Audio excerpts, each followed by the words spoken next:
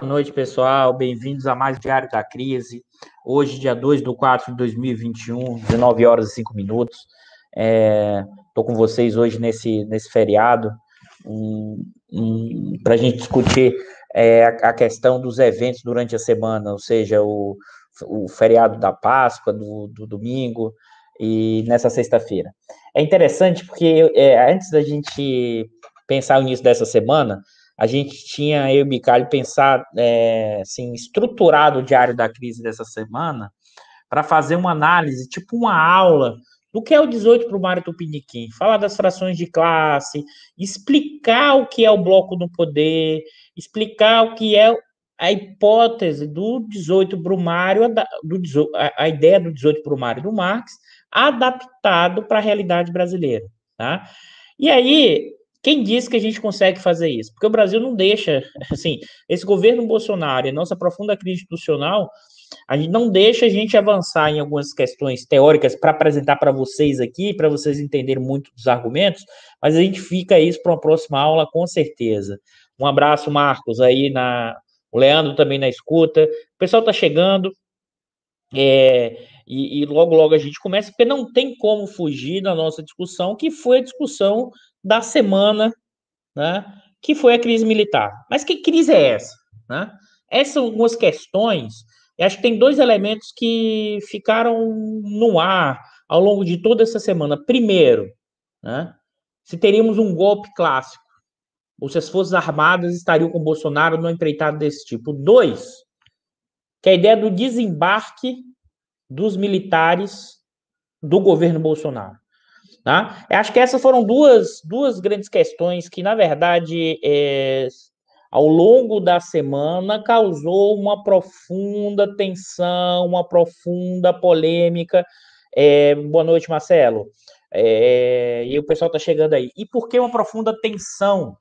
Né? Porque, claramente, a gente vive hoje um momento, né, de crise institucional, de avanço da pandemia, né, de um profundo momento de incerteza sobre o devir, quer seja, né, nós chegamos a mais de 3 mil mortes, né, com perspectiva de chegarmos a 4 mil mortes por dia, né, uma escala inimaginável, mesmo no primeiro momento da pandemia no ano passado, no cenário, né, de deterioração econômica, de aumento do desemprego, né? Então, um cenário de profunda incerteza, né, de profunda dificuldade, né, da trajetória do devir, do futuro, né? Ou seja, acho que isso é um momento importantíssimo. E por que eu estou ressaltando esse ponto, pessoal?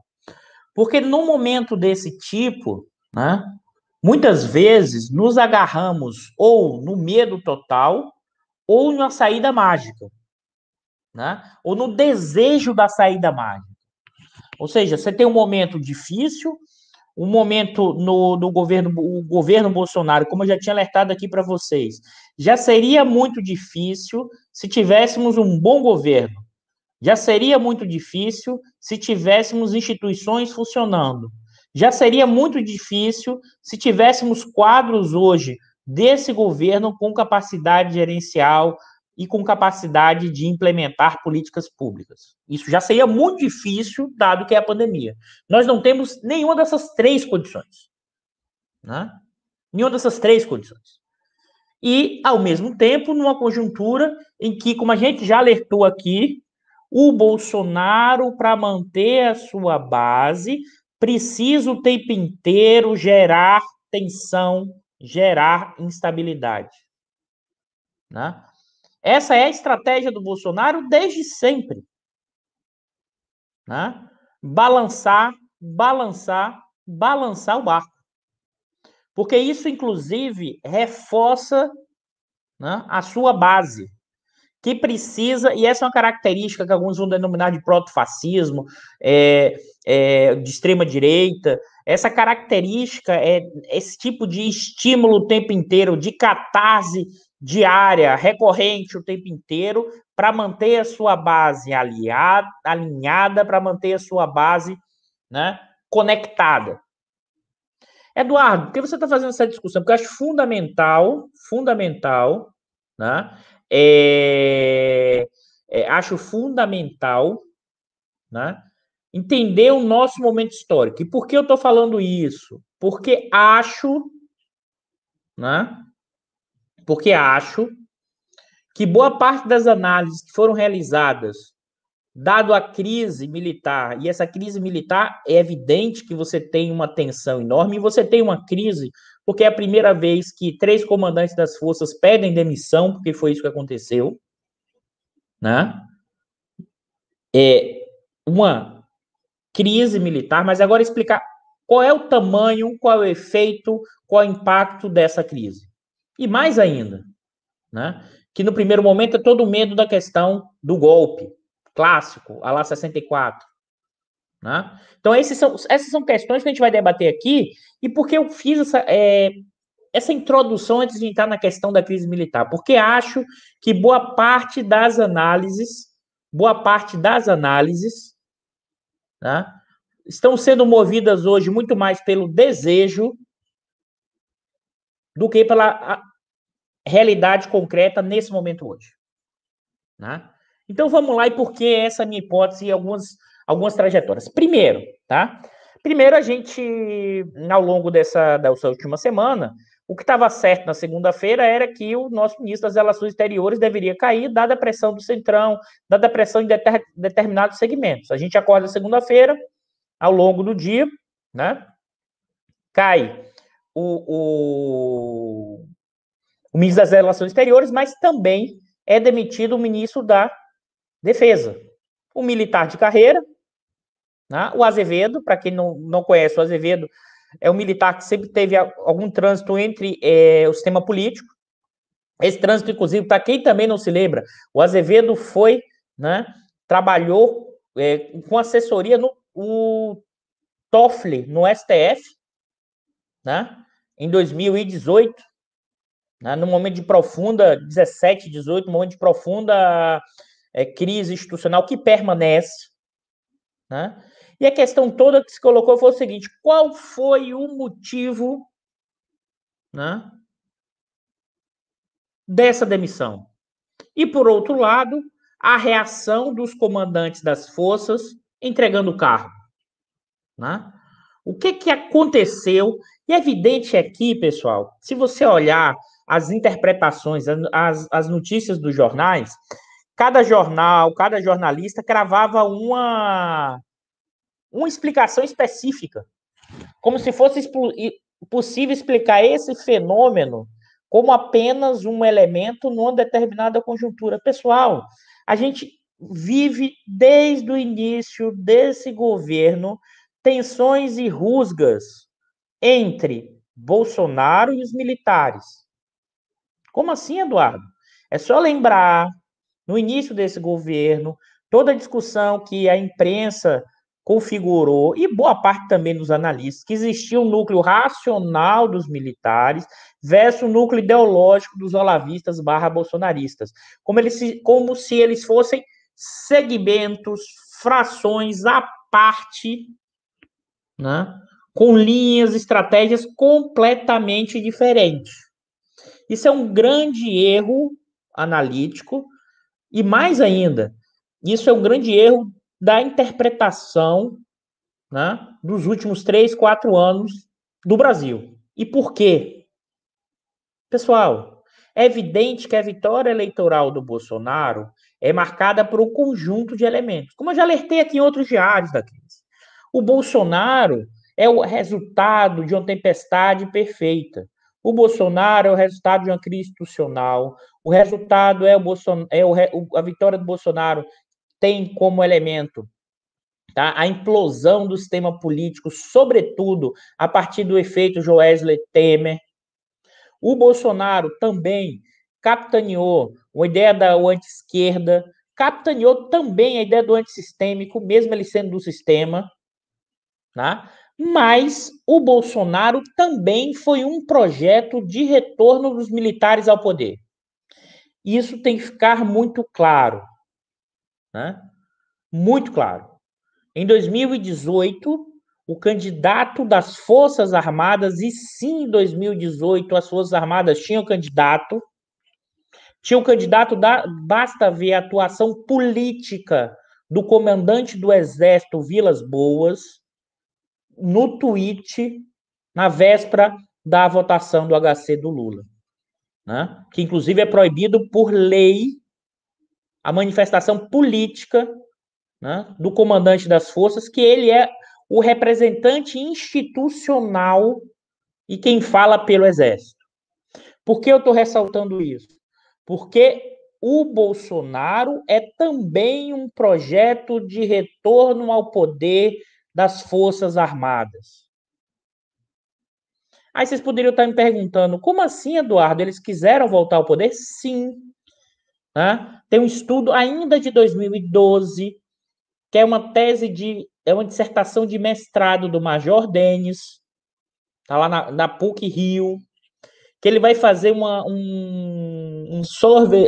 pesquisa de opinião, né, de ex-militares de militares que passaram pela AMAN, né? E uma boa parte desses militares se achavam com pouca representação nas instâncias de poder, com pouca representação em termos de status social, e que eles eram e se acham preparados, né, para exercer qualquer função gerencial ou política. Aqui eu vou reforçar, já falei isso, mas queria reforçar isso aqui, é o que o Manuel Domingos chama do trilema dos militares brasileiros. Eles não sabem se são da defesa, eles não sabem se são polícia, eles não sabem se são políticos. E como diz ele, não dá para fazer as três coisas ao mesmo tempo. Ou seja, eles fazem as três coisas de forma equivocada. E nesse trilema, né, e nesse retorno, que acho fundamental, o retorno das Forças Armadas vieram ao poder, ao Estado Social, o que a Ana Pinido e alguns outros pesquisadores vão chamar do partido militar, tá? Não no sentido de um partido eleitoral, mas uma representação corporativa de interesse. Para quem não sabe, pessoal, tem que ter muito cuidado nas análises. Existe uma ideia de ordem, unidade, hierarquia muito marcante na formação do militar. Tá? Não por acaso, eu vou postar para vocês aqui o que é que foi tuitado há poucas horas, né, no tweet oficial do Exército. Né? Isso aqui é emblemático. É claro que, deixa eu mostrar aqui para vocês, né? O Exército, às 19 horas, o tweet oficial postou: antigo, atual e futuro comandante do Exército de Caxias, laços inquebrantáveis de respeito, camaradagem e lealdade. Exército Brasileiro, braço forte, mão amiga. Ou seja, aqui está o Vilas Boas, né? O comandante até o início do governo Bolsonaro, que foi durante o governo Dilma, o mesmo do tweet, que aqui eu acho fundamental, ele balançou as armas com o tweet, ou seja, ele atuou politicamente para o seu candidato. Ele colocou o seu candidato, com não por acaso, o próprio Bolsonaro, né, na transmissão de posse do comando, vai dizer para o Vilas Boas assim: você sabe o que você fez. Né? E mais ainda, eu queria ressaltar aqui, no discurso de saída do Vilas Boas, né, na troca do comando, quando assume o Pujol, o Vilas Boas vai agradecer e vai dizer o seguinte: o Brasil está voltando para o seu curso natural. Que nós estávamos, a ideia dele é que nós estávamos fora de rumo.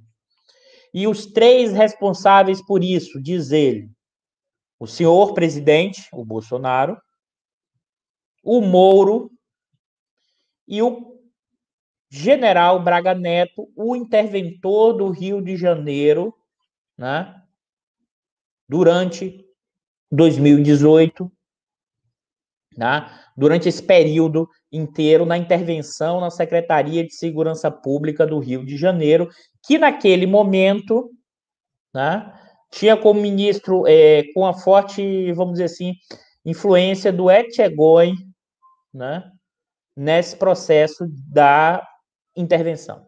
Eduardo, e aí a gente poderia estar perguntando, por que você está fazendo todo esse preâmbulo para entender esse processo? Primeiro, é evidente que o projeto, né, bolsonarista também foi um projeto dos militares. E o Manuel Domingos, ontem inclusive, na entrevista dele do Tutameia, e ele já falou isso várias vezes, eu vou repetir aqui o que ele falou, conversando pessoalmente com o Santos Cruz, né?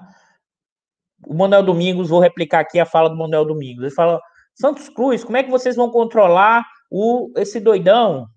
Ele vai destruir aquele que foi expulso, né? Ele falou: não, nós vamos com certeza controlar, e vocês é que não controlaram o doidão de vocês, do campo da esquerda. E por que eu estou falando isso? O Santos Cruz, que achou que ia controlar o Bolsonaro, foi um dos primeiros a ser demitido da forma como foi demitido. Né? Ou seja, alguns acharam que ia ser possível tutelar o Bolsonaro, os militares. Né? Os militares. Assim como também o pessoal da grana achou que poderia tutelar o Bolsonaro porque queria implementar uma profunda mudança no capitalismo brasileiro em prol do capital e contra o trabalho.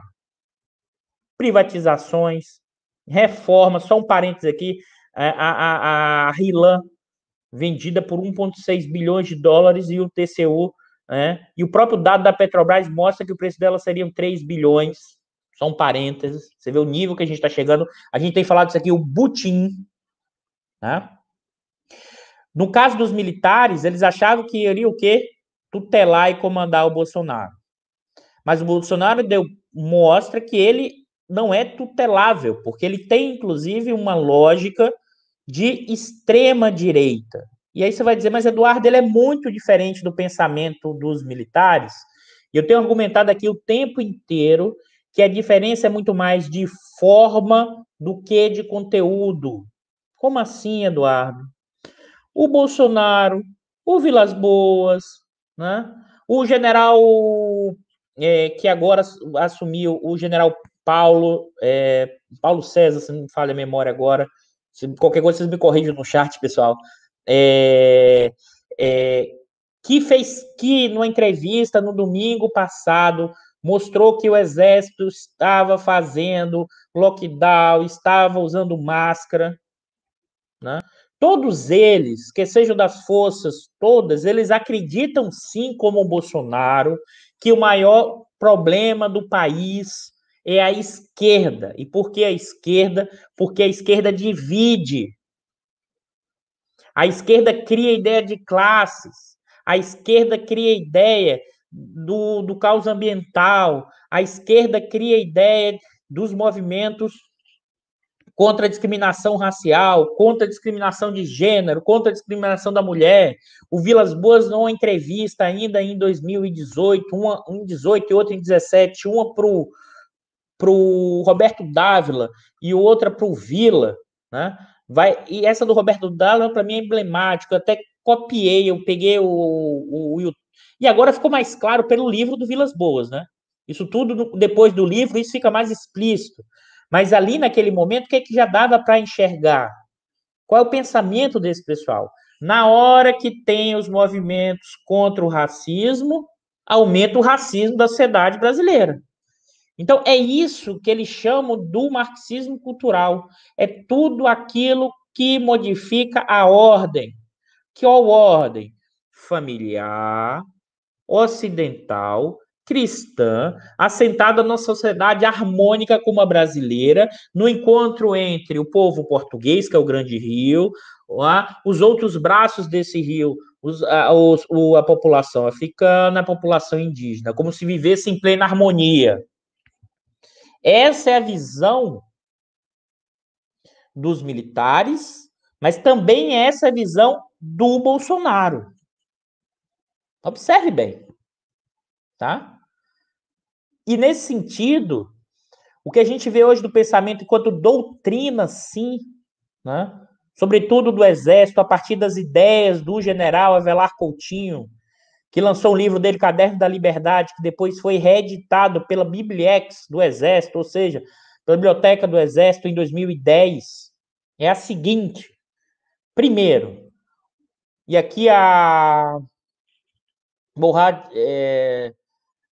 uma brasilianista francesa que estuda os militares há muito tempo, também argumenta isso, e vários outros, né? Pesquisadores, aqui o João Roberto Martins, em que organiza, que vai mostrar, inclusive, que a questão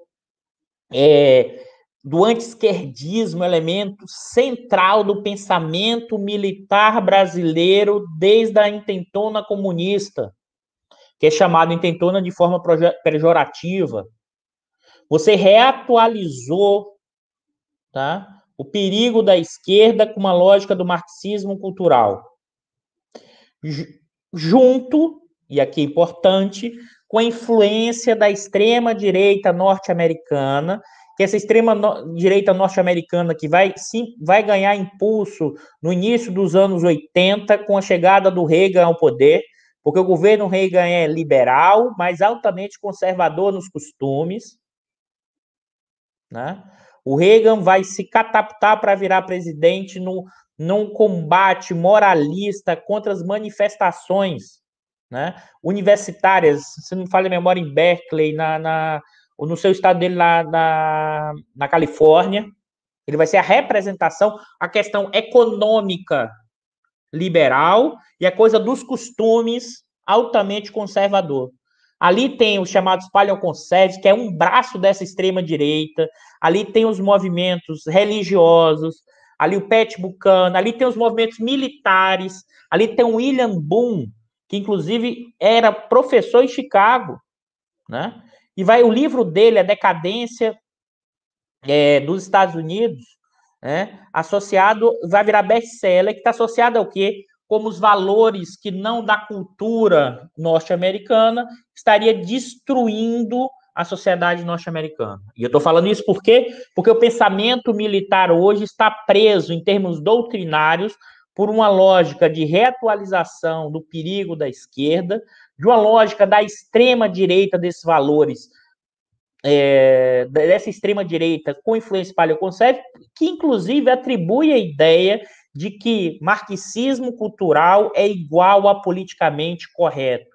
Cuidado, que o debate sobre politicamente correto é muito mais amplo, no debate da filosofia, o Zizek faz esse debate, inclusive, de uma forma no campo da esquerda crítica ao politicamente correto, mas, assim, no campo militar, no campo do pensamento da extrema-direita, e mais especificamente no campo do paleoconserve, que tem um dos seus representantes, William Lind, né, vai associar diretamente ao quê?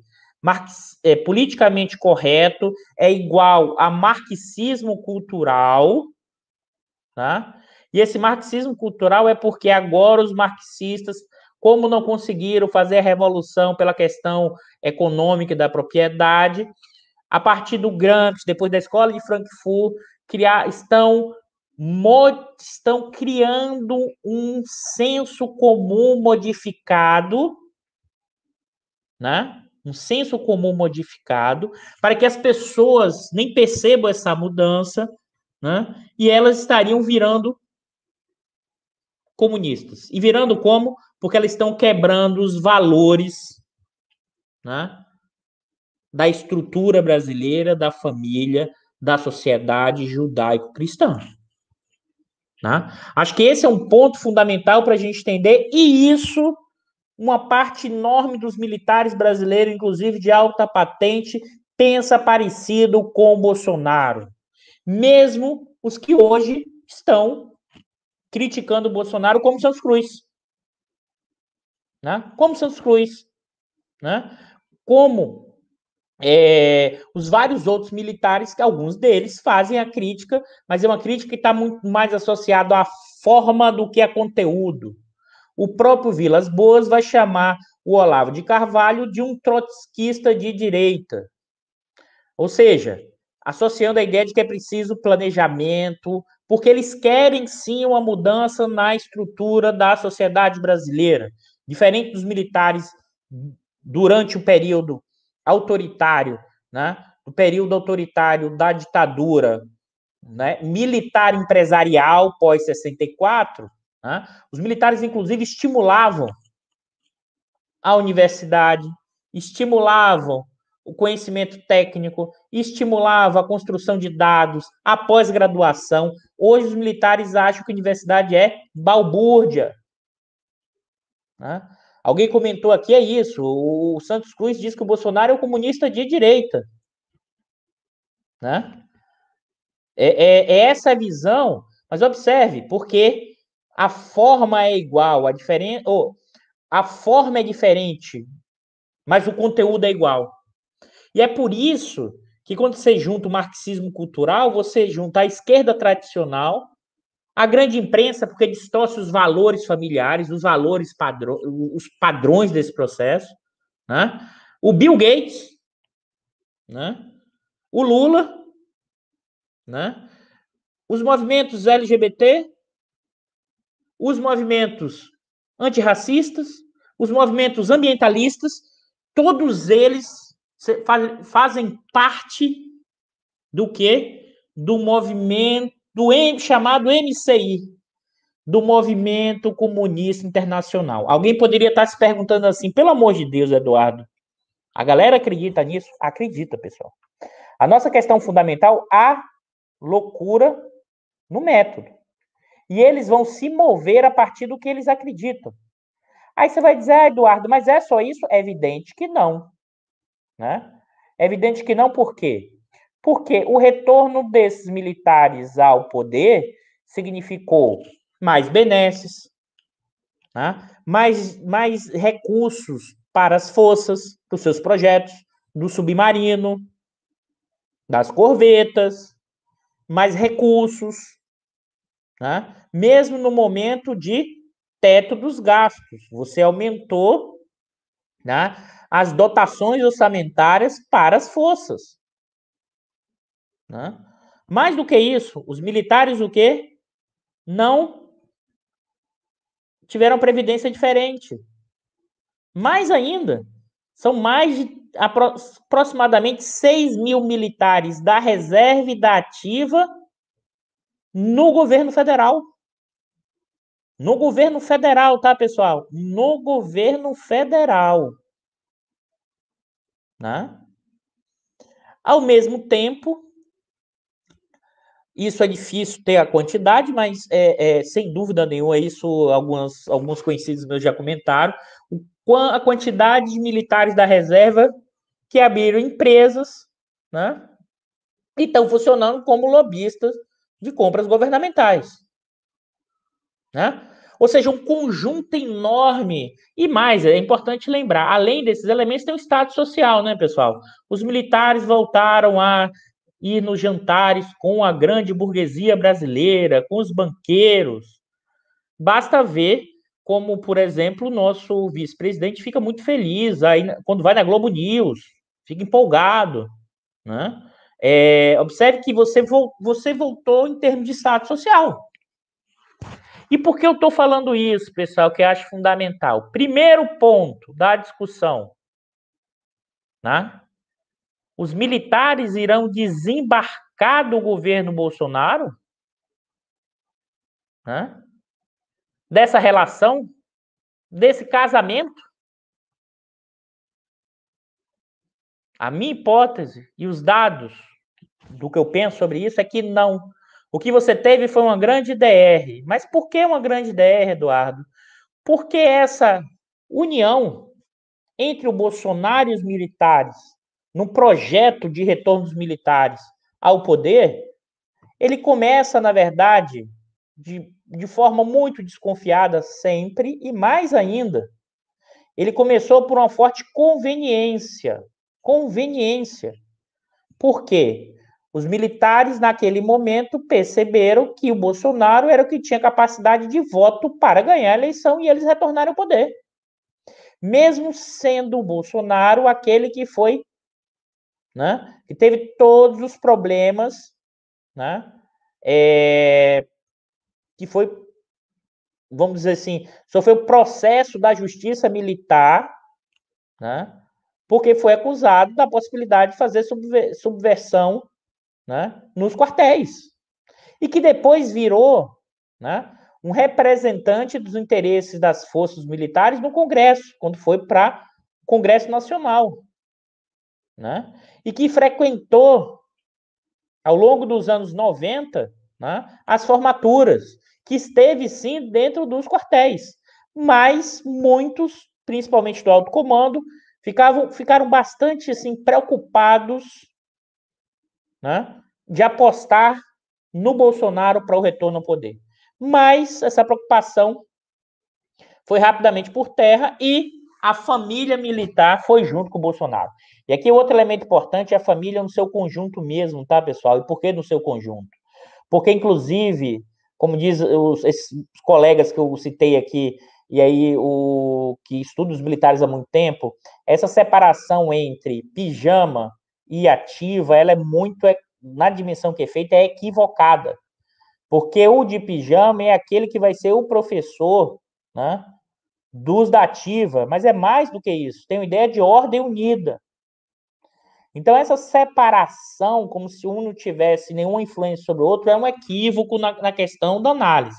Eduardo, então você está dizendo que eles não brigam? Não. Eu estou dizendo que eles têm os interesses internos, têm disputas, porque, inclusive, a vida deles é a disputa. É a disputa para subir na hierarquia, é a disputa para chegar a general. É cheio de rotinas e cheio de deslocamentos, porque não tem vaga para todo mundo. E hierarquizado. Né? Acho que isso é importante entender, por quê? Porque foi um encontro de conveniência nessa relação e que uma parte do alto comando achou que ia mandar no Bolsonaro. O Bolsonaro não é tutelável como os militares acreditavam, porque o Bolsonaro quer balançar o barco, balançar o barco e virar o barco, se possível. E aqui não vejo nenhum problema em dizer, porque basta olhar os vídeos dos anos 90 do Bolsonaro. O Bolsonaro sempre foi anti-sistema, anti-democracia, e ele explicita isso o tempo inteiro. Tá? Então ele quer balançar o barco. Né? E claramente os militares, nessa aí, no caso do Azevedo e do Pujol, fizeram uma linha de demarcação, fizeram assim um risco no chão e falou: Bolsonaro, daqui você não vai, que a gente não vai. Né? Demarcou uma linha. Mas não significa dizer que vai desembarcar do governo. E nem significa dizer agora que ele é o grande defensor da democracia. Como assim, Eduardo? O Jugman agora está na Folha de São Paulo falando que as Forças Armadas é uma instituição do Estado e com isso eles estão defendendo a democracia contra o Bolsonaro. Tá? Pessoal, novembro de 2017, naquele momento o general Mourão vai à maçonaria, tá?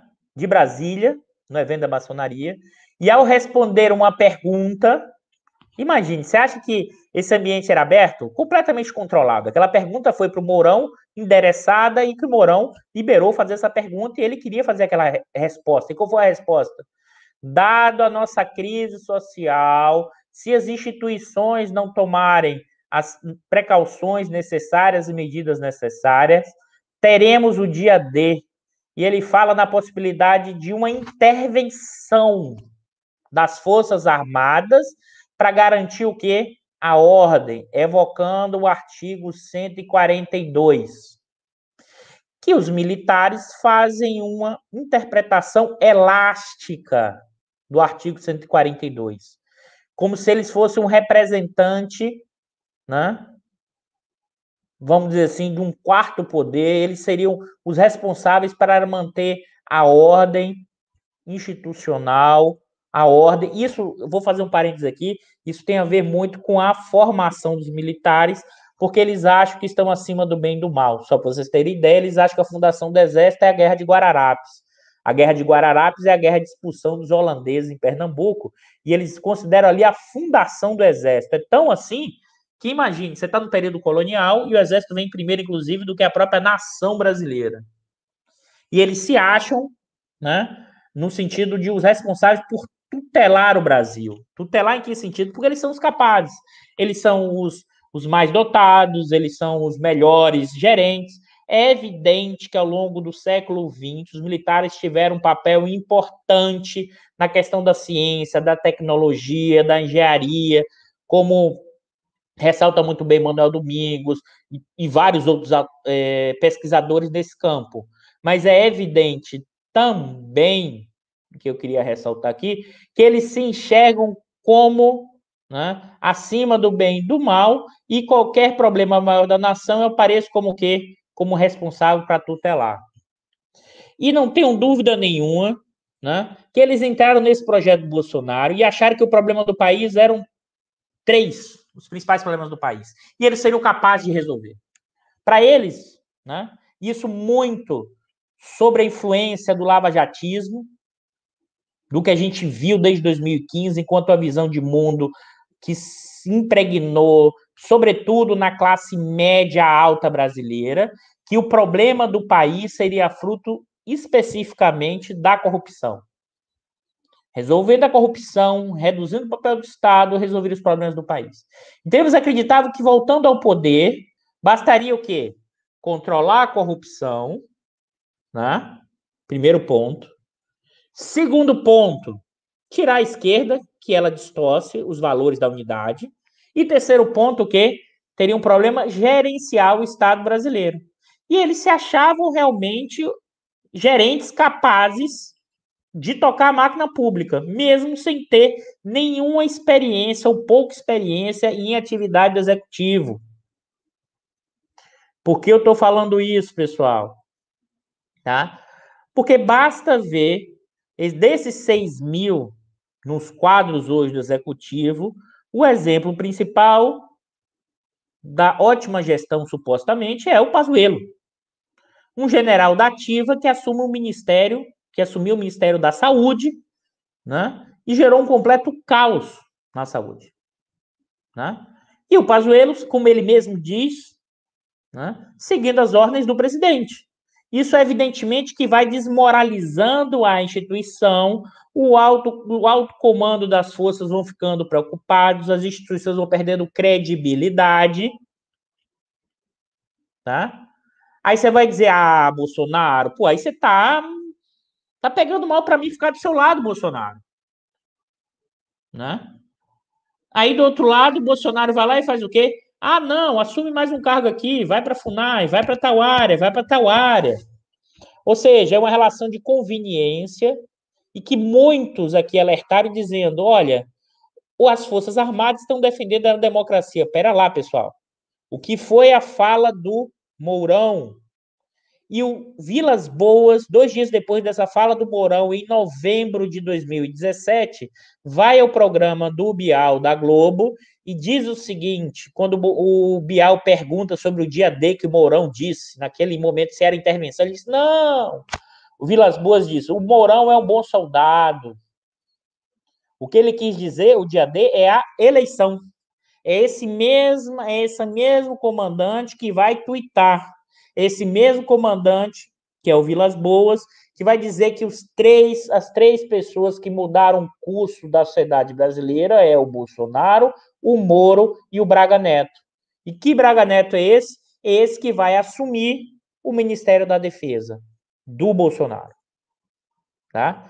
Então, o desembarque não irá acontecer por essas forças armadas. Por quê? Porque o custo é muito alto, principalmente para as forças. Você vai dizer, por quê, Eduardo? Os caras podem botar o Mourão, que é um militar. Pessoal, o processo primeiro não é tão simples assim, porque você terá que iniciar um processo de impeachment. Impeachment. O processo de impeachment significa, por exemplo, paralisar tudo que está acontecendo no Congresso. Privatizações, mudanças, o pessoal do andar de cima reclama. Aquela cartinha lá do pessoal da grana não falou impeachment, não falou tirar o Bolsonaro. ficou, na verdade, tentando controlar e tutelar o Bolsonaro pelas instituições, porque eles querem o que está em curso do botim, da desestruturação do Estado brasileiro, permaneça. Das vendas de refinaria pela metade do preço. Da privatização da Eletrobras por um preço mais baixo. Né? Pela venda de carteiras do Banco do Brasil, né, a preço muito baixo. Né?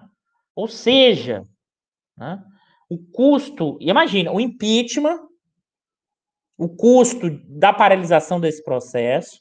Segundo ponto, vamos supor que, vencido esse custo, o Mourão assume com o processo de impeachment. Né?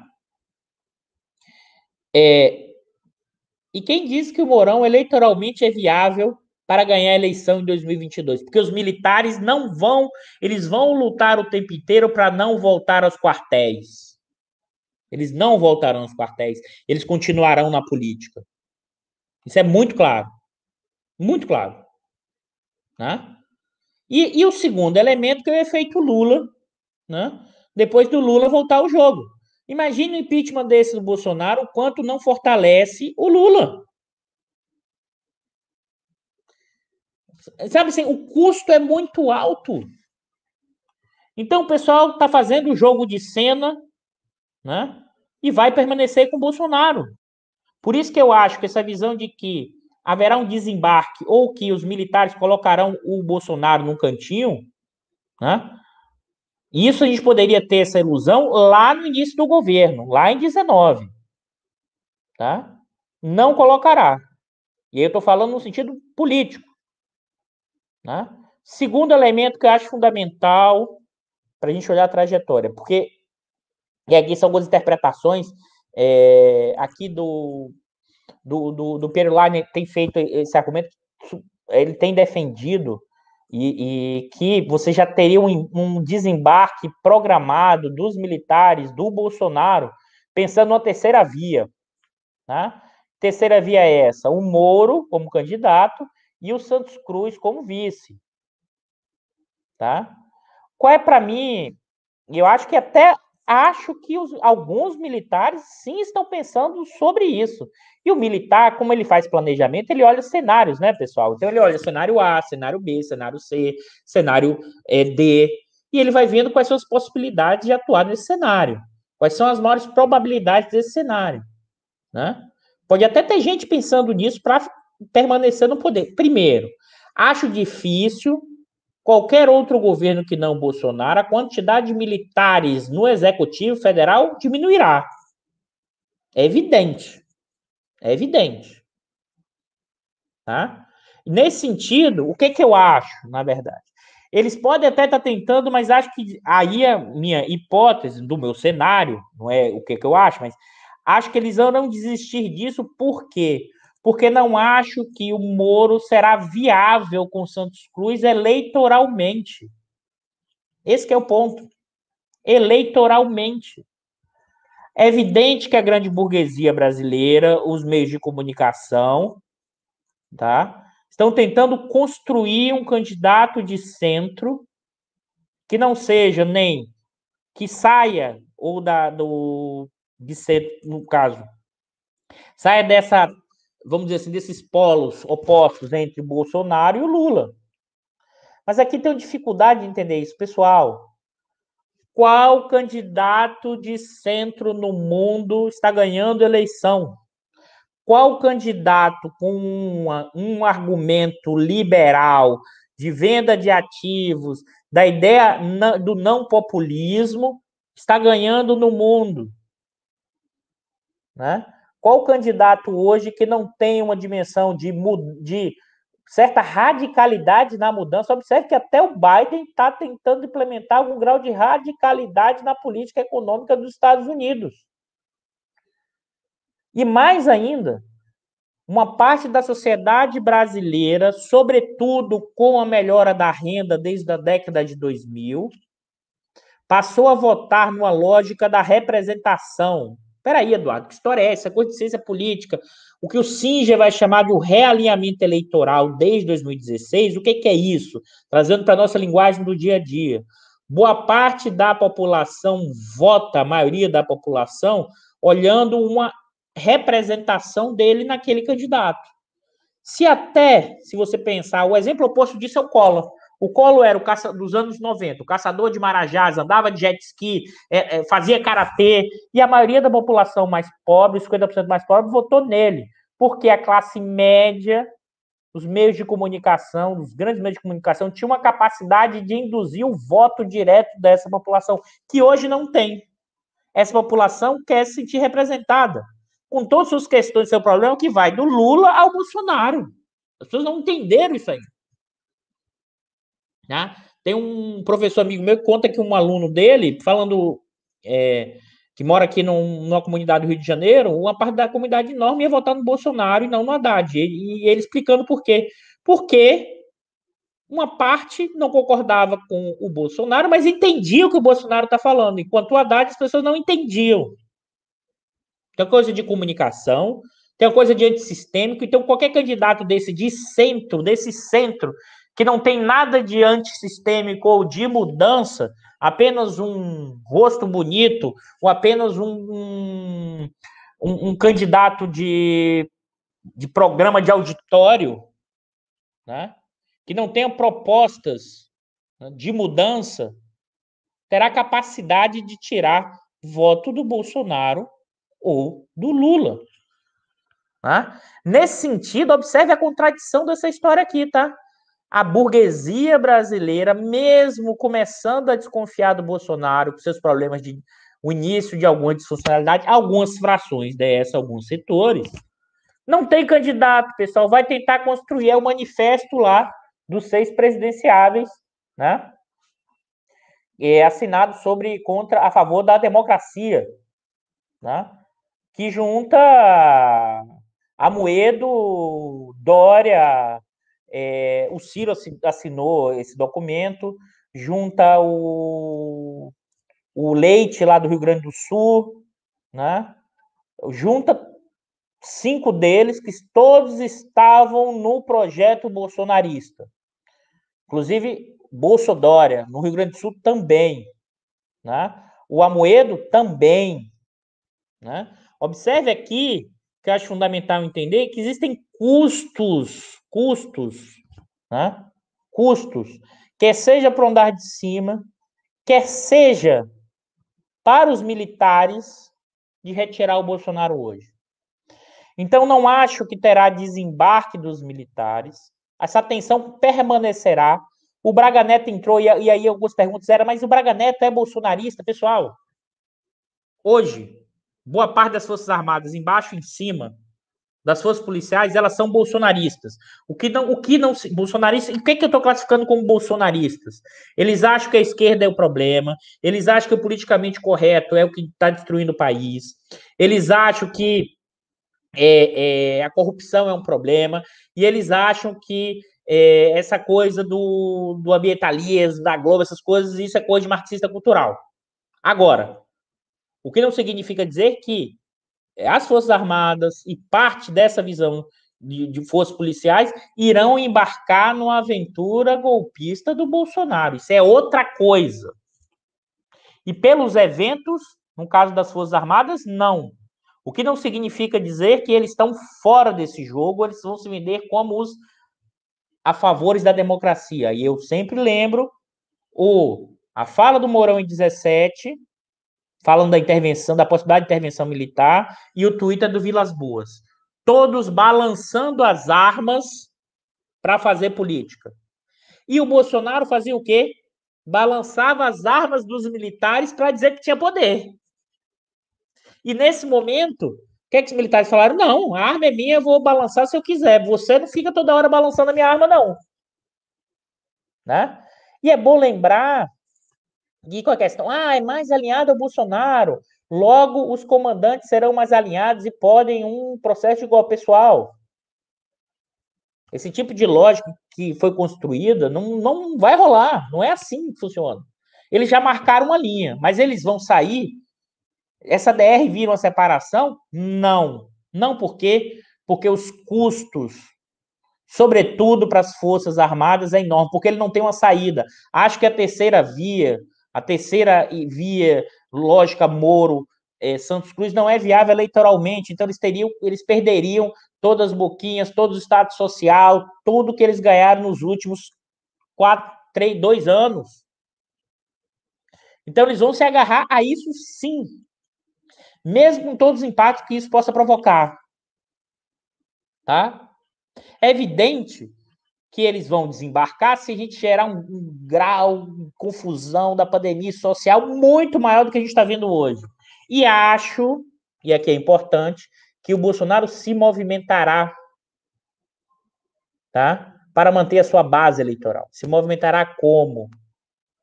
Né? Por exemplo, se ele perder popularidade, ele pode ampliar o auxílio emergencial que vai voltar agora.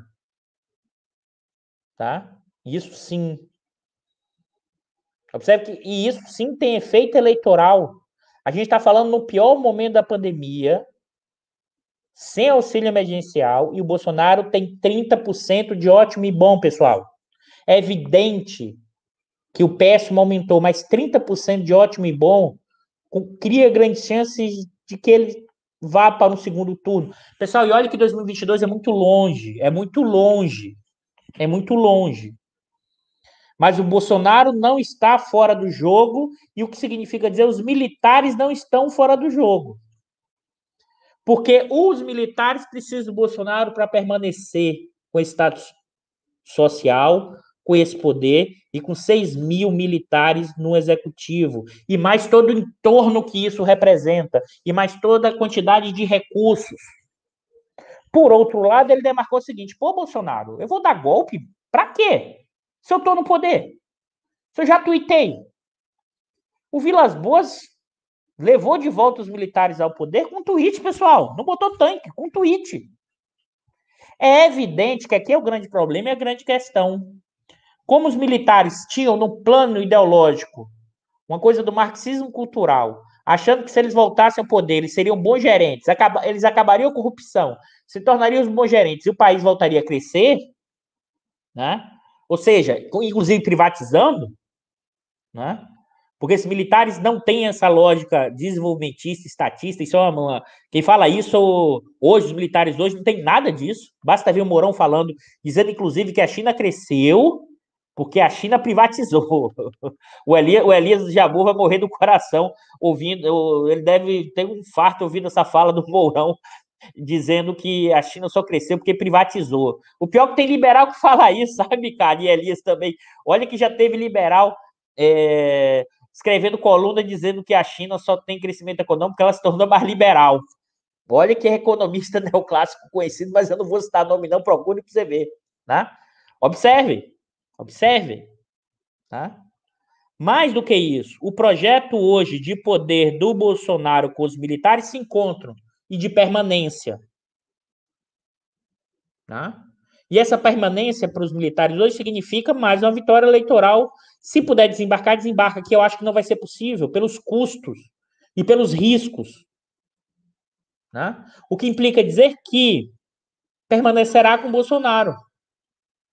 E essa permanência, né, tende, inclusive, aquilo que o Hector Sampierre já tem alertado há muito tempo, um dos primeiros a usar esse termo, né, que é um pesquisador nessa discussão de defesa, que o Bolsonaro para os militares brasileiros podem representar o que foi a Guerra das Malvinas para os militares argentinos.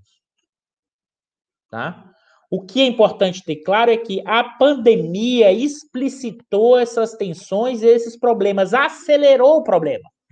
Queria acontecer. Acho que esse é o elemento fundamental. Tá? Que, nesse sentido, né? E que, nesse sentido, acho fundamental ter claro que eles não têm um projeto orgânico para o país. Né? Não tem um projeto orgânico para o país. O que significa dizer que essa embarcada no Bolsonaro para voltar ao poder é marcada por enormes riscos, por enormes inconsistências de longo prazo. Mas eles vão se agarrar no curto prazo para manter o quê? Para manter as suas benesses e vão justificar isso ideologicamente nas suas mentes e corações, dizendo que estão salvando o país dos esquerdistas e dos marxistas culturais, mantendo a ordem e a estabilidade. O problema é que, como você não tem um projeto que gere crescimento econômico, emprego e renda, além de todos os problemas associados à pandemia, né, você não tem capacidade e consistência de manter isso minimamente por muito tempo, a não ser pela força. Tá? Acho que esse é o ponto fundamental entender. Mas, Eduardo, você está dizendo que essa força virá num período curto? Não. O que eu estou dizendo é que hoje, né, os militares não entram num golpe clássico. E eu estou dizendo que hoje os militares não desembarcam no governo Bolsonaro, apesar de ter feito uma linha de demarcação. Eles vão entregar os 6 mil cargos, pessoal? Porque não é só da reserva, não, tá? É da ativa também. Eles vão deixar os ministérios? Não, não. É evidente que os militares, né, não estão gostando desse tratamento. É evidente que a pandemia mostrou um problema na gestão do Bolsonaro nessa área de saúde.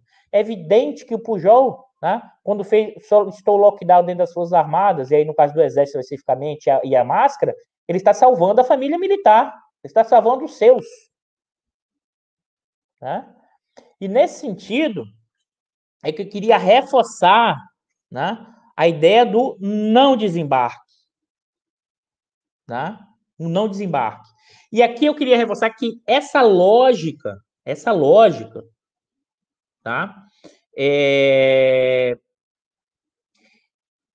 Que se do lado dos militares eu não enxergo o desembarque, do lado do andar de cima, hoje eu também não enxergo esse desembarque. Apesar da carta que a gente, no último Diário da Crise Ebicade, chamamos de a carta hipócrita. Ou seja, uma carta feita por economistas, do pessoal do dinheiro, que não tem nada de economia. Era vacina, eu quero também, vacina, máscara, coordenação e liderança. Qualquer epidemiologista poderia escrever essa carta. Mas você não tem nenhuma proposição para deixar as pessoas em casa. É o quê? É voltar ao auxílio de 600? Você viu alguém liberal falando isso? Não tem.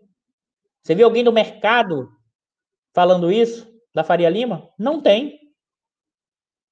A ideia é, ainda, essa altura do campeonato, militares e o andar de cima tentando tutelar o Bolsonaro. Tá? No meio da pandemia, no meio dessa quantidade de mortes, e aí concordando muito com Hector Sampierre, a chance é enorme dos militares brasileiros, com a empreitada, com o embarque no projeto junto com o Bolsonaro, sim, e ter efeito equivalente às Malvinas. Eles estão acoplados. Mesmo que os militares digam assim, eu não faço parte do governo, mas eles estão acoplados. Você não tem como separar isso. Tá? Eles estão nesse projeto. E isso fica explícito o quê? Naquela foto que eu mostrei, o Vilas Boas, o Pujol, o Paulo César. Tem uma ordem unida. Né? Tem uma ordem unida. Né? E essa ordem unida está com o governo Bolsonaro. Para tudo que o Bolsonaro quiser, não. Porque o Bolsonaro é como diz o Santos Cruz, é um marxista de direita. É um comunista de direita, imagina. O Bolsonaro foi chamado de comunista. O Santos Cruz realmente conhece a sociologia como ninguém. Observe que ele não sai da linguagem do bolsonarismo, pessoal. Se ele chama o Bolsonaro de um comunista de direita, ele está usando o mesmo argumento quando o Bolsonaro diz que a Globo é comunista. Quando diz que os partidos de centro e esquerda são comunistas. Quando diz que a universidade é comunista. E tem balbúrdia. A linguagem, o conteúdo é muito parecido. As premissas de como eles... A visão de mundo, de como eles enxergam a realidade, eles são muito próximos. Isso tudo para dizer o quê? Que eu acho fundamental. Eduardo, então você está dizendo que não é para ter impeachment, você está dizendo que não vai ter nada disso. Estou dizendo que, nesse caso, a briga é deles. Né? A embolação é deles. Eles criam a ideia, inclusive, que você está numa grande briga e confusão para permanecer como está. É evidente que, dado que a gente está vendo na pandemia, nessa crise sanitária, nessa crise econômica, nessa profunda crise social, né, os campos progressistas têm que ter como 3 eixos centrais de qualquer luta hoje para preservar minimamente o que nos resta de sociedade que está desmanchando profunda crise, que é vacina e lockdown, que é o primeiro eixo. O segundo eixo, que é auxílio emergencial, que permite com que de R$ 600, que permite que as pessoas fiquem em casa na perspectiva do lockdown. Porque não adianta eu dizer vacina e lockdown com uma cartinha lá dos ricos, sem dizer de como o pessoal vai ficar em casa, quem não tem dinheiro. Né? E o terceiro eixo, sem dúvida nenhuma, sim, o impeachment do Bolsonaro. Né? Esses 3 elementos são fundamentais para os campos progressistas do tamanho do desastre que vivemos hoje. E que os militares fazem parte desse processo, o andar de cima faz parte desse processo, e mesmo supostamente desarrependidos, ninguém fala em impeachment. Mesmo supostamente desarrependidos, ninguém fala, quer manter o quê? Quer manter a boiada passando, quer continuar com as reformas, quer aproveitar, e nesse sentido, o Bolsonaro, e ele sabe disso, o Bolsonaro não é boa para isso, por isso que ele botou o Guedes, ele tem uma funcionalidade pessoal do andar de cima. E a burguesia, por exemplo, a galera está ganhando bem. E mesmo uma parte enorme da Faria Lima e desse pessoal dessa grande burguesia brasileira ganhou dinheiro no ano passado. Agora, a partir de janeiro, com a piora da pandemia, com os estímulos retirados, porque, pessoal, quando você dá o auxílio emergencial, isso significa demanda efetiva na veia, é gasto do governo, é o Gzinho. Significa ser dinheiro para a população come, compra e gira a máquina. No caso brasileiro, por causa da pandemia, fez com que a queda do PIB fosse muito menor. E você tirou todos os estímulos. E a pandemia cresceu. Então a economia vai afundar no primeiro trimestre. E o caos social vai aumentar. Né? Agora, acho que o Bolsonaro, e aí as pessoas fazem um tipo de avaliação, o Bolsonaro opera racionalmente o tempo inteiro olhando a base dele. Não é se é mais liberal, ou se é ultra neoliberal, ou se deixou de ser ultra neoliberal e virou neoliberal, ou se é intervencionista, desenvolvimentista. As pessoas que tentam achar uma lógica desse governo a partir disso, né, não tem consistência. Você não vai achar esse tipo de lógica de funcionamento, porque isso, inclusive, não é a forma como a extrema-direita pensa o mundo, pessoal. Você não vai entender os movimentos que esse pessoal faz, achando que a minha racionalidade vai convencer o outro de que a minha racionalidade é melhor do que a dele, e logo ele vai agir a partir da minha racionalidade. Pelo amor de Deus. Agora, como é que ele opera? Opera, e aqui é importante, os movimentos de extrema direita, tá? E que tem elementos protofascistas, eles não têm uma ligação tão direta e funcional com o pessoal da grana. Historicamente, a gente viu isso.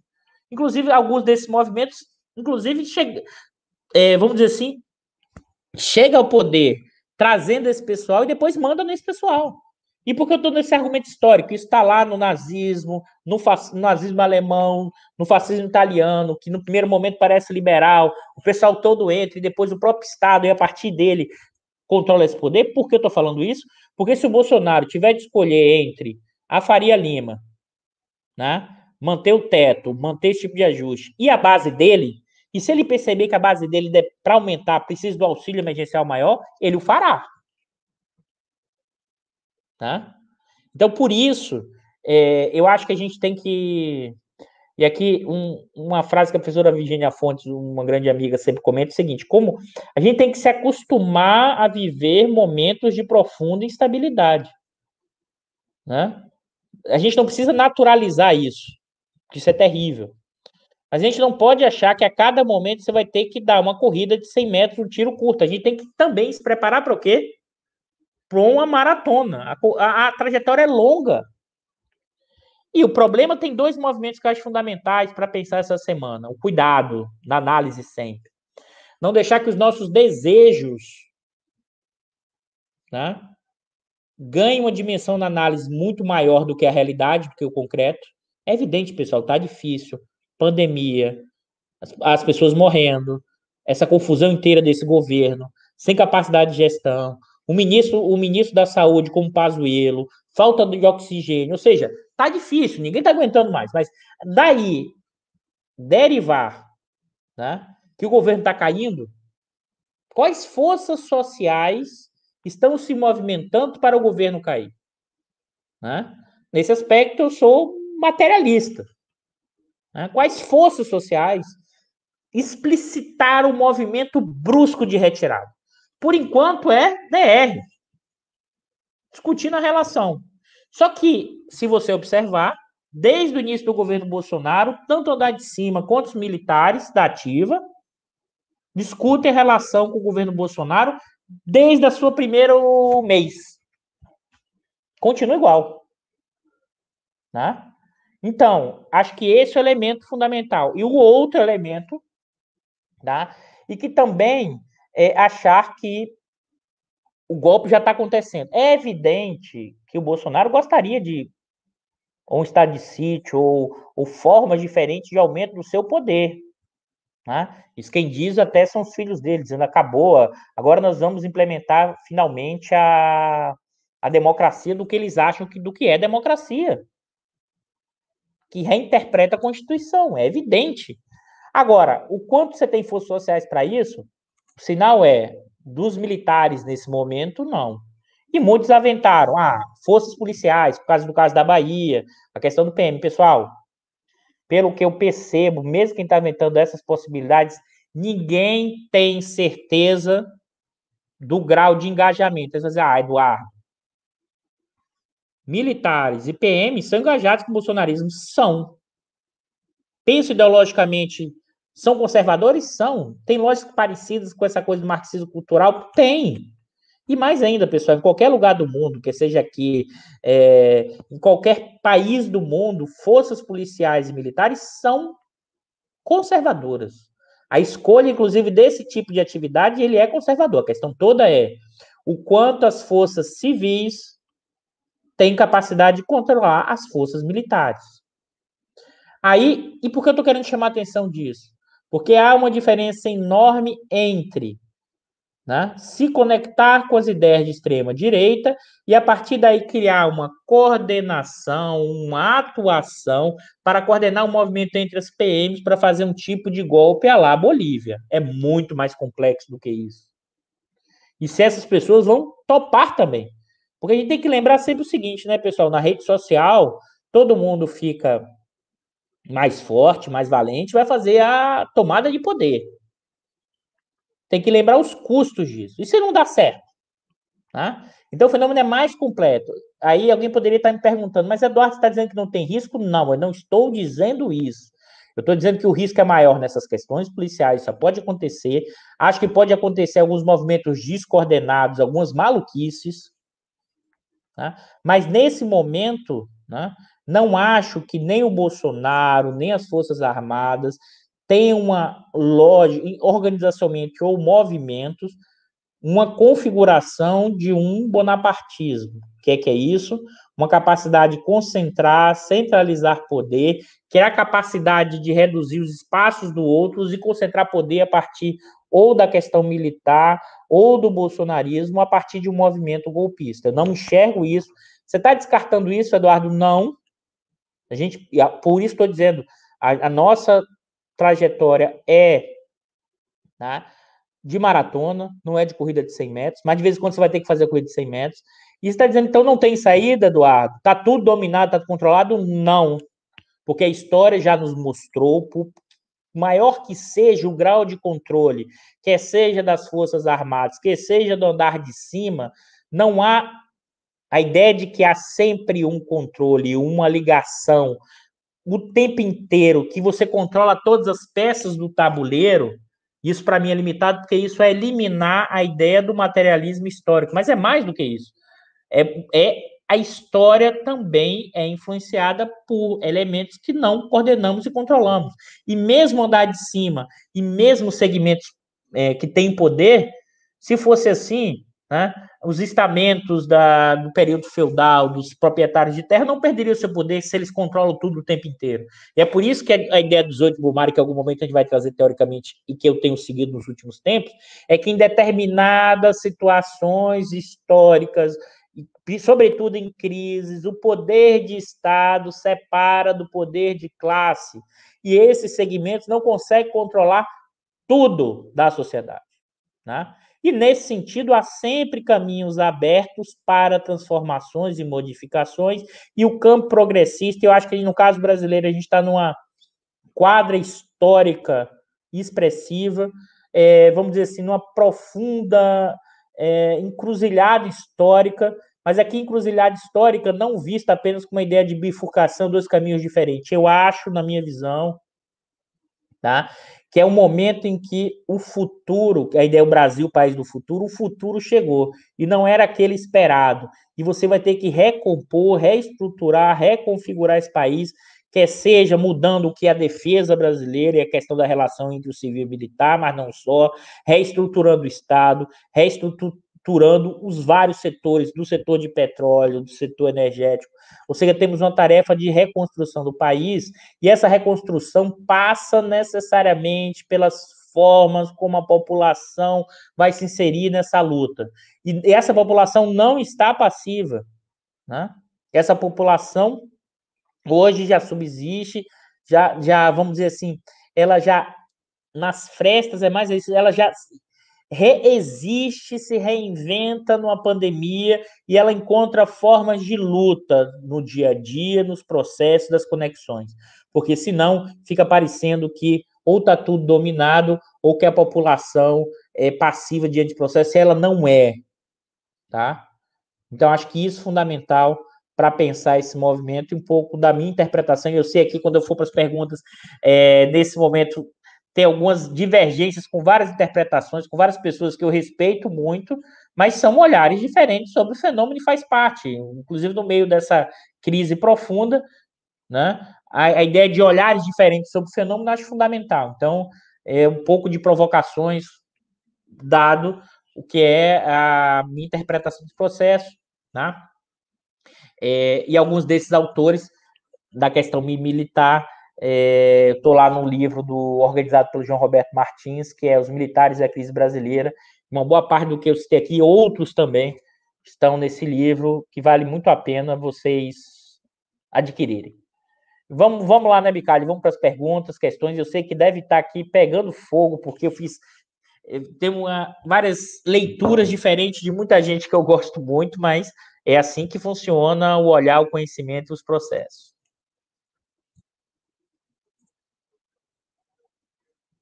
Deixa eu olhar aqui as perguntas.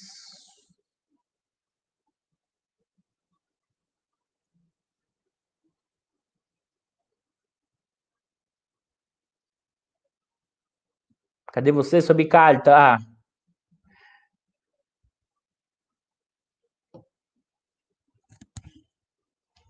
O Nilson Ricardo. A chance da base do Bolsonaro minguar, professor, a rejeição está bem alta, mas esses 30% de apoio tem se mostrado bem fanáticos. Vamos lá, Nilson. É evidente, assim, nós estamos em cenário de uma profunda incerteza, tá? Como eu falei, as instituições fragilizadas, no meio do motim, com muita dificuldade de enxergar o devir, e mais ainda, de reduzir as incertezas, tá? Agora, é evidente que a gente está assim, se a gente olha nesse momento, o Bolsonaro ter 30% é enorme. Claro que a base pode minguar? Pode, se o Bolsonaro se tornar cada vez mais disfuncional. Mas, assim, o perder a base significa um processo de impeachment na cena política, no partido militar, como diz a Ana Pinido? Né? Acho que não. A ver. Mas eu não enxergo a partir do cenário hoje. Né? O Bolsonaro pode perder popularidade? Pode. Mas acho que o Bolsonaro reagirá à perda de popularidade.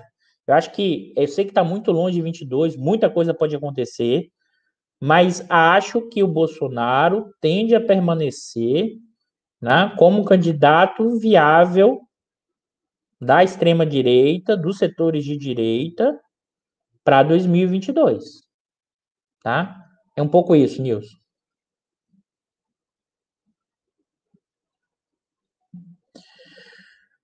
Luiz, seria possível a desintegração do tecido social brasileiro? Luiz Molossi.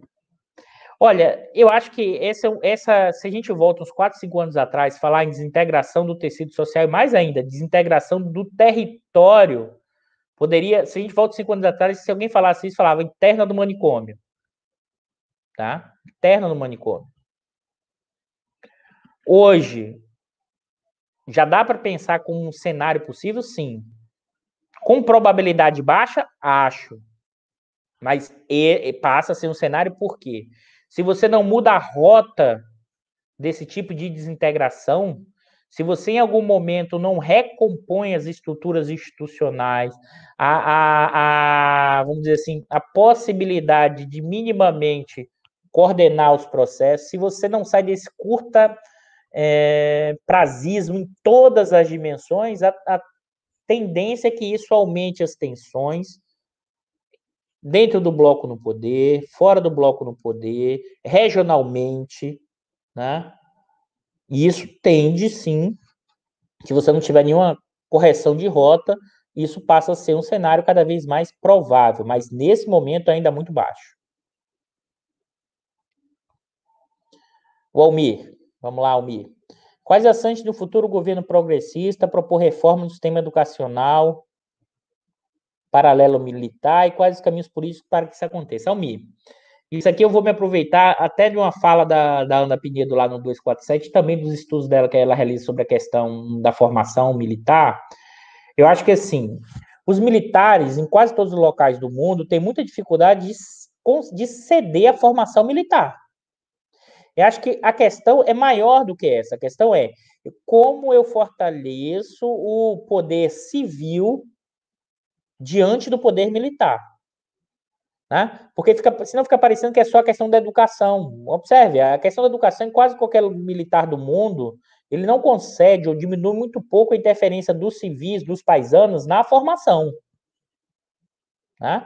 Agora, o que a gente precisa fazer, e aí eu tenho estudado os militares nos últimos tempos, mas costumo dizer que eu não sou um especialista dos militares, eu tenho falado isso, passei a estudar os militares nos últimos 4, 5 anos muito mais, porque eles voltaram à cena política, porque eles voltaram a ter uma influência fundamental na questão estatal, mas os colegas que eu conheci nesses últimos anos, nessa empreitada desse campo, apontam algumas mudanças importantes, né, na relação entre o poder civil e o poder militar. O Manuel Domingos, por exemplo, aventa a possibilidade de não ter mais alistamento obrigatório, de reduzir contingente. O Hector Sampierre fala o tempo inteiro que é preciso aumentar o poder civil diante dos militares e os militares têm que ter o papel de defesa. Nada da questão de política e nada da questão de polícia. Eduardo, os militares não podem ter direito à política, pessoal. Os militares têm as armas, é o poder armado. A capacidade de balançar as armas deixa todo mundo alucinado. Olha o que aconteceu essa semana. Né? E olha o que foi o nosso histórico, na nossa formação brasileira. Né? Olha o que foi o regime ditatorial militar empresarial, como o Dreyfus bem destacou há muito tempo. Não foi um projeto só militar, militar empresarial. Tá? Então, é evidente que também precisaria mudar na questão da formação e da educação, mas normalmente isso é quando você muda depois, é quando você já mudou antes para fazer esse processo. Então, é de partida nessa questão que você resolve os problemas, pelo menos é um pouco do que os colegas me passaram sobre isso. A Milene. Professor, como os militares ocupando... professor, com os militares ocupando milhares de cargos, os partidos e Centrão poderiam se cansar dessa tela militar e tentar devolvê-los aos quartéis? Não, Milene, eu acho que tem sim já uma disputa de ocupação de espaço. É evidente. Então, a reforma ministerial serviu para colocar alguém próximo da negociação, que eu esqueci agora o nome da deputada, indicada pelo Centrão. Tá? É alguém do Lira ali. Como é o nome da deputada? Vocês colocam aí para mim também, que agora eu esqueci. É tanta informação que a gente vai guardando, mas ela vai fazer a negociação política. E tirou alguém militar desse. Então, assim, é sempre ocupação de espaços. É evidente que o Centrão quer mais espaço. Né? A Flávia Arruda, isso mesmo. Obrigado, Éder. O Éder Medeiros colocou aqui pra gente. A Flávia Arruda. A Flávia Arruda. Ó, Bicalho, estão perguntando aqui para você sair dos bastidores, Bicalho. O Bicalho mandou avisar, pessoal, que ele só vem de 10 em 10 programas, tá? No programa 60 ele volta. Esse Bicalho é folgado, fica aqui nos bastidores, entendeu? Não quer aqui ficar na linha de frente. Vamos lá. Então, observe o que acontece, né? Vai sempre essa disputa agora. Daí que o Centrão vai querer colocar de volta os militares. Pessoal, os militares eles entraram na cena, eles tiveram mais status social, eles se acham capazes, eles não vão voltar. Eles voltaram para a política. Eu acho que será um processo longo desse retorno aos quartéis. Um processo longo. E é bom lembrar que o período de 85 a mais ou menos 2000, aí a data, alguns vão dizer que é 14, outros vão dizer que é 15 ou 16, que é o retorno dos militares à política num padrão mais forte. Isso é uma exceção na trajetória brasileira desde a proclamação da República. É uma exceção. Né? Então, nesse sentido, e acho que a gente tem que voltar e mostrar o seguinte, olha, militares, porque senão fica parecendo o seguinte, os militares são uma instituição de Estado, não são governo. Mas como é que o comandante do Exército faz um tweet e atua diretamente para eleger o seu candidato? Ué, não é instituição de Estado? Só vale ser instituição de Estado quando não me é conveniente? Quando é conveniente eu não sou? Né? Então, esse discurso dúbio, né?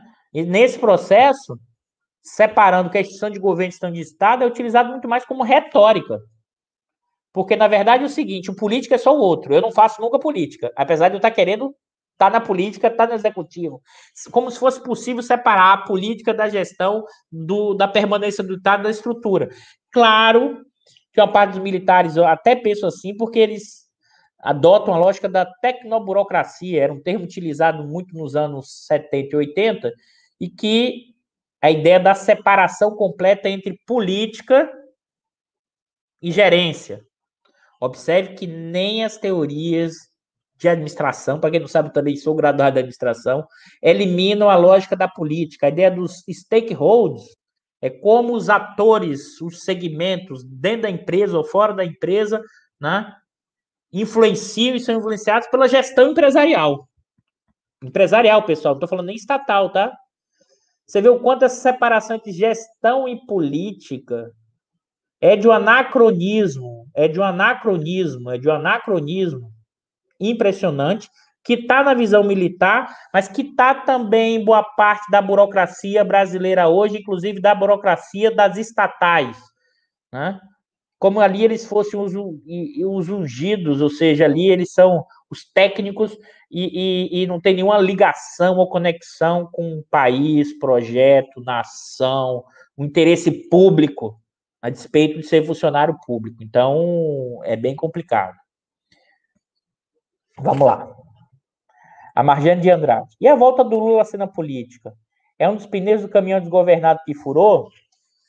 Marjane, eu acho que essa metáfora é ótima, né? Você assistiu, acho que o Diário da Crise, o que a gente estava, eu e o Elias, acho que há 2 programas atrás. Eu acho que a volta do Lula é, sim, um pneu furado. E por que acho que é um pneu furado? Porque, em certa medida, o efeito Lula novamente balança o jogo, né? Porque agora, inclusive, não dá para descartar como seria... Sem a volta do Lula, o descarte do Bolsonaro seria mais fácil. Como é que você descarta agora o Bolsonaro com o Lula? E alguém vai dizer, não, mas o Lula pode voltar a ser elegível. Pessoal, com todos os problemas e todas as questões de dificuldade, não acho que politicamente, nesse momento, o STF, depois da Vaza Jato, que é política também, as decisões judiciárias são políticas, depois da Vaza Jato, depois de tudo que aconteceu, Você tornar de novo o Lula inelegível. Tá? Isso aqui vai deixar aberto ainda a configuração ainda maior que não, a democracia já foi para o espaço e é zero. Você deixa ainda mais visível o tamanho desse processo. E não acho, tem que lembrar o seguinte, o que foi 18, o que foi Lava Jato.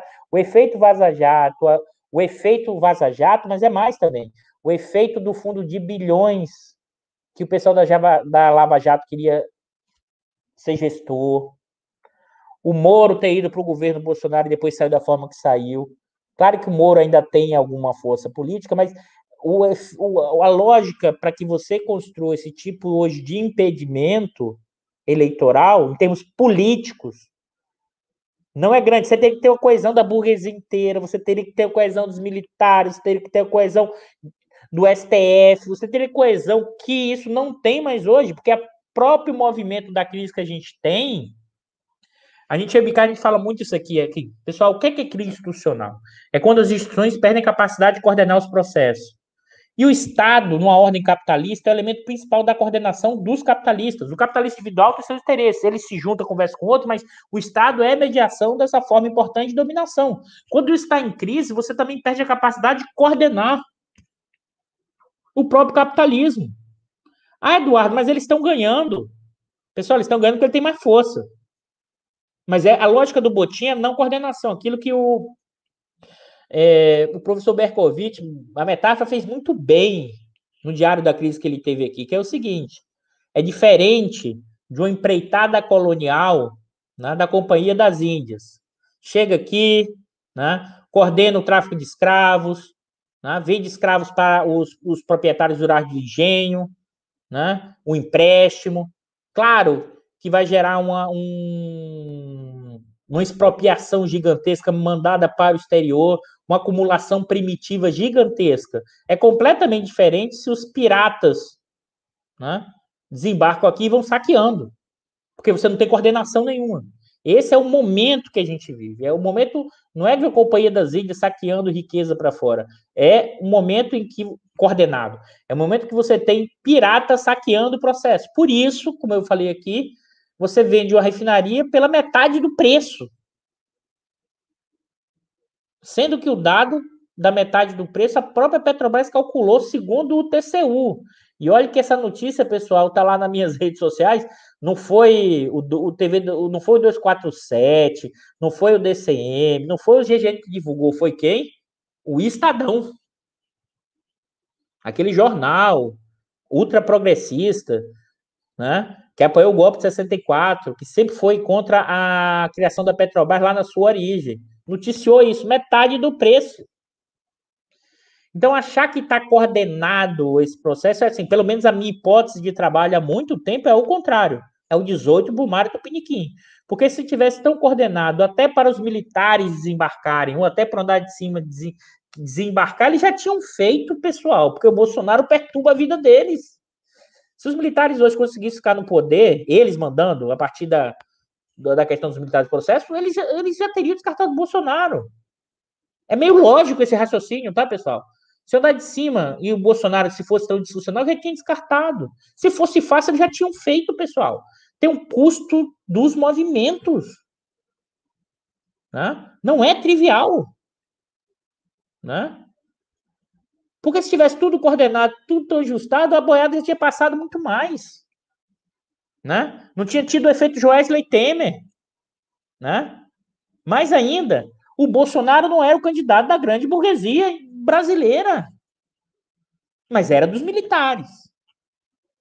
Né? E se fosse agora, se fosse assim tão fácil, tira o Mourão. Tira o Bolsonaro e bota o Mourão. E seguimos.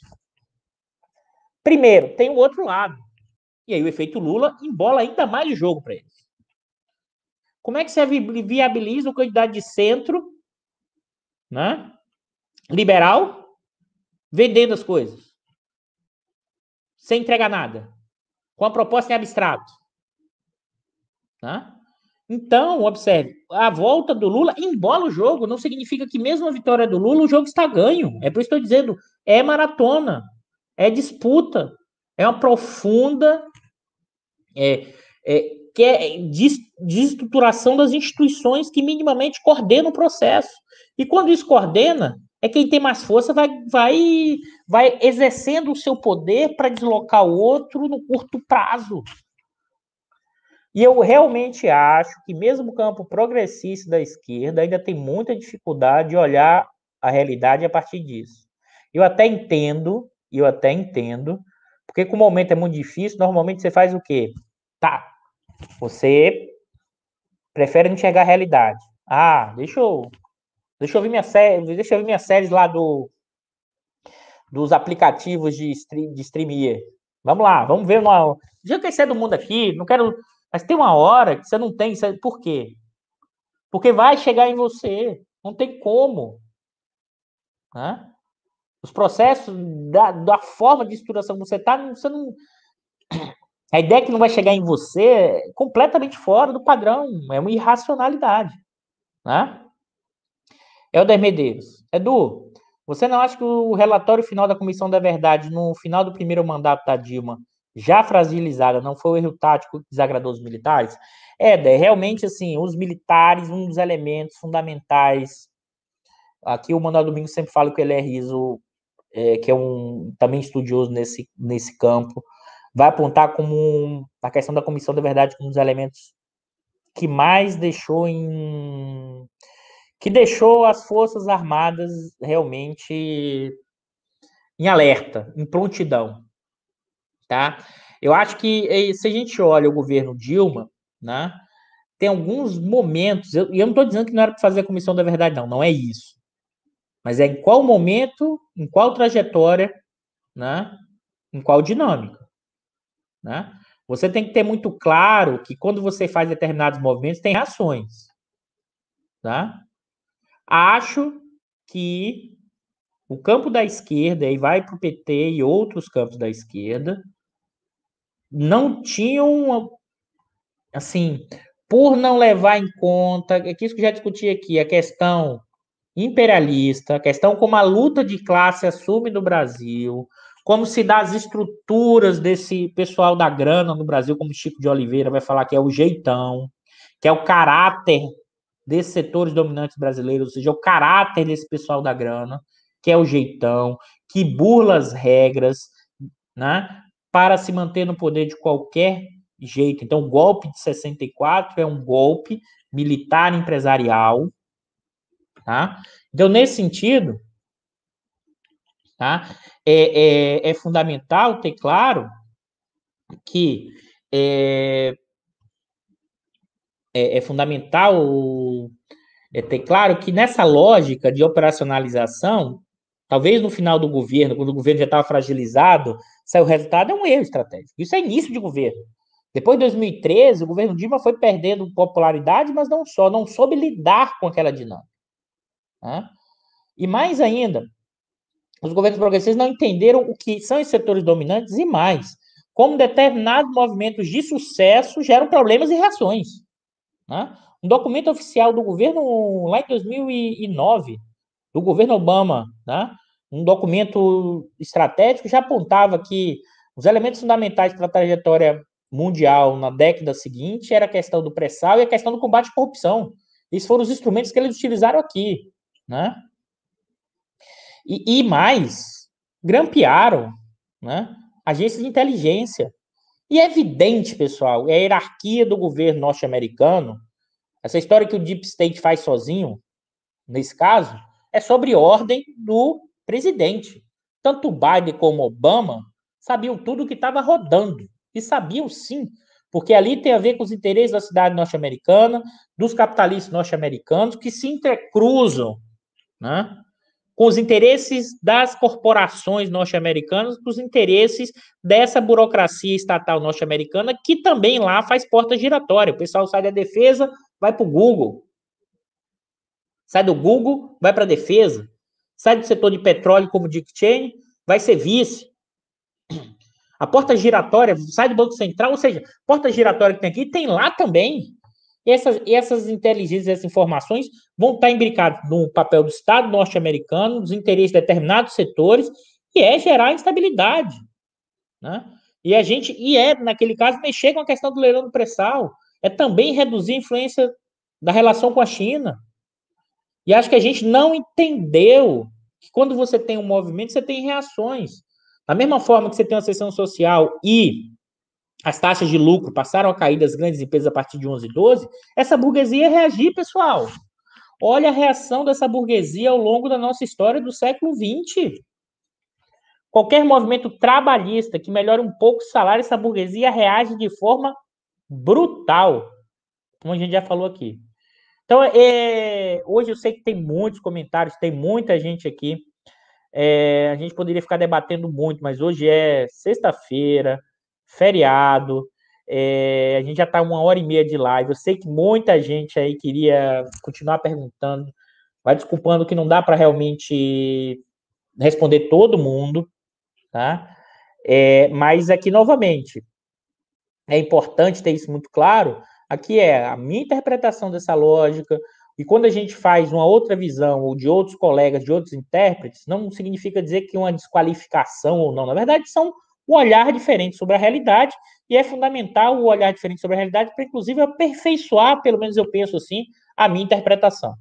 Tá? Então é um pouco isso, pessoal. Boa noite, boa Páscoa, se cuidem, se protejam, use máscara, passe álcool na mão, tentem ficar o máximo possível em casa, caso vocês possam ficar, e sigam nesse processo. Está difícil mesmo, está muito difícil para todo mundo, mas é a partir desses momentos difíceis e pensando numa trajetória mais para frente, que é nesse momento dessas grandes dificuldades que a gente pode reconstruir o país, reconfigurar essa nação, mas é uma nação que tem que ser reconstruída não apenas pelo nosso projeto desenvolvimentista clássico, que deixou de fora a população brasileira, e que essa população nunca teve, ou teve muito pouco direitos sociais, direitos civis, né? Isso tem que ser reconfigurado com urgência. É isso, pessoal. Boa noite a todos. Obrigado. E antes de terminar, marquem no sininho se vocês gostaram, tá?